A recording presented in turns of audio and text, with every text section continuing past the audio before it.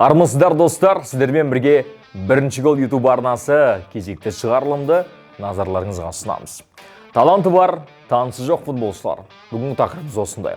Жасыл алаңда өзіндік өнермен көзге түсіп, мамандардың жоғары бағасына ие болған футболшылар тарихта өте көп. Бірақ дарынды ойыншы болуы, бір бөлікте бақтың жануы, бір бөлек әңгіме. Бірінші голдың бүгінгі шығарылымы футбол тарихында болашағынан үлкен үміт күттірген, бірақ түрлі себептермен өз шеберлігін көрсете алмағандар талантты футболшыларға арналады.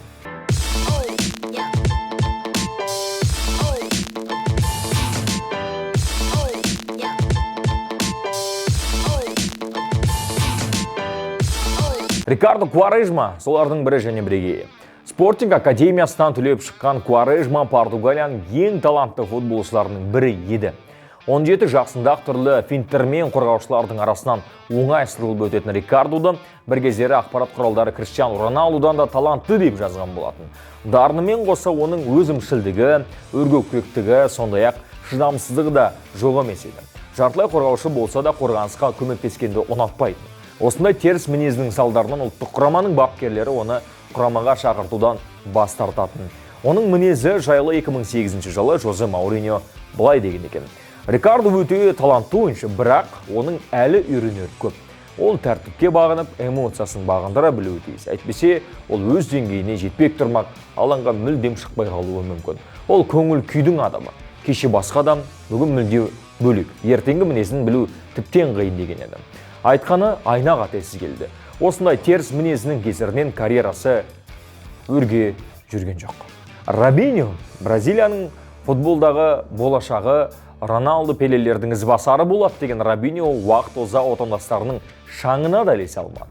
Карьерасын Сантоста бастап алғашқы 3 маусымда 80 голды топырлатып соққан Робиньоның бір жерді тесіп шығатыны айтып жатпаса да белгілі еді. Бірақ шабуылшы өзінің шатақ мінезімен футбол мамандарының сенімін ақтай алмай өз карьерасына өзі балта шапты. 2005 жылы Реал сапына ауысып, Еуропадағы алғашқы жылын сәтті өткізгенімен кейінгі маусымда жарқырап көзге түсе алмады. Клуб басшылығы оған мүмкіндікті де көп берді. Бірақ Мадридте өткізген 3 жылында 101 ойынға қатысып, 25 гол соқты. 2008 жылы Манчестер Ситиге ауысты, ол жақта да жолы болған жоқ. Тәртіп сақтамауына байланысты клуб басшылығы оны бірнеше рет жазалады. 2015 жылы Сантосына оралып, кейін Қытайдың Гуанчжоу Эвергрант командасында, артынша Атлетико Минейроға барған еді. Ален Халилович, хорватиялық жартылай ораушы Ален Халилович Динамо Загреб академиясынан шыққан ең талантты футболшылардың бірі еді.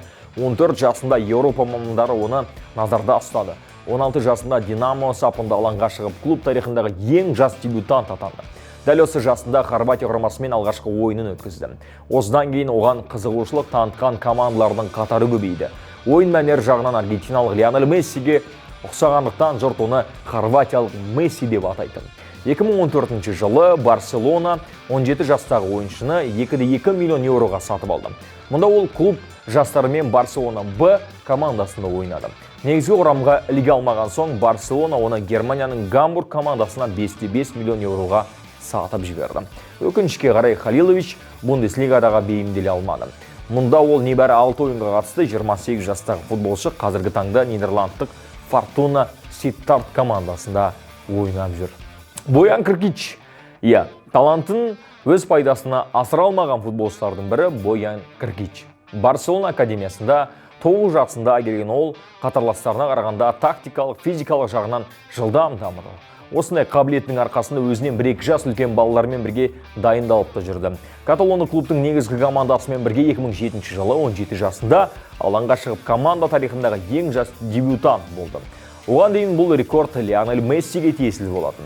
Франк Райкард тұсында ол Барселона сапындағы алғашқы маусымда 31 ойынға қатысып, 10 голдың авторы атанды. Командаға Златан Ибрагимович, Давид Вилья сынды тәжірибелі шабуылшылар келгеннен кейін Боян бәсекелестікке шыдай алмады. Боян Кркич негізгі орамға іліне алмағаннан кейін 2011 жылы командадан ақыры кетті. Алдымен Ромаға, кейін Милан, Аякс, Сток-Сити командаларына ауысты, бірақ Барселонадағы алғашқы жылындай ашыла алмады. Сөйтіп футболшы 2023 жылы карьерасын аяқтаған еді.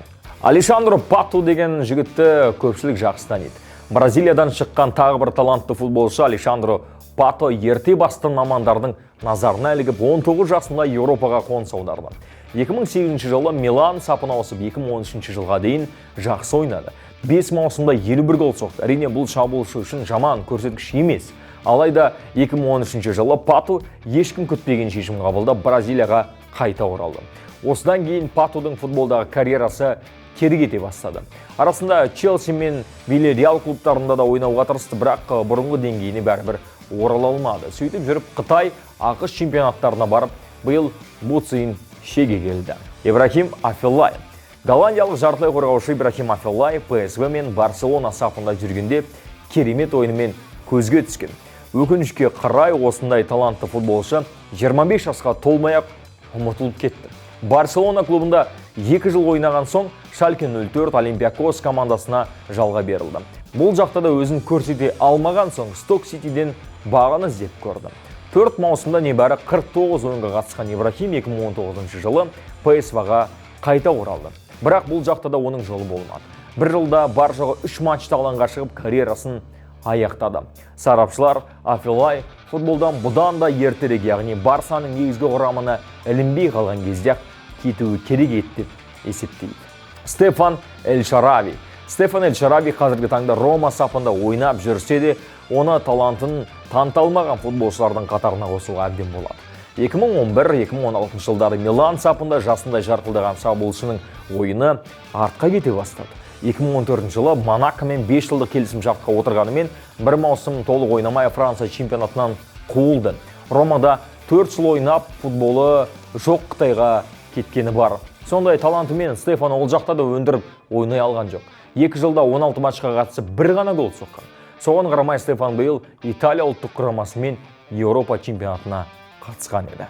Ірі денелі бразилиялық футболшы Адриано да шабуылшыға тән қасиеттің бәрі бар еді. Бой десе бой, дене десе дене, талант десе талант, бәрі болды.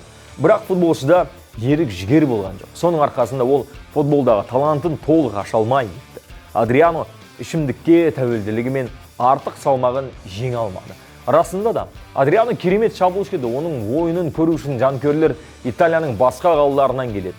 Италияда оның жанкүйерлері өте көп болды. Алайда 2009 жылдары оған Еуропада ойнау қиынға соғатынын, ойнай алмайтынын түсініп, Бразилияға кетіп қалды.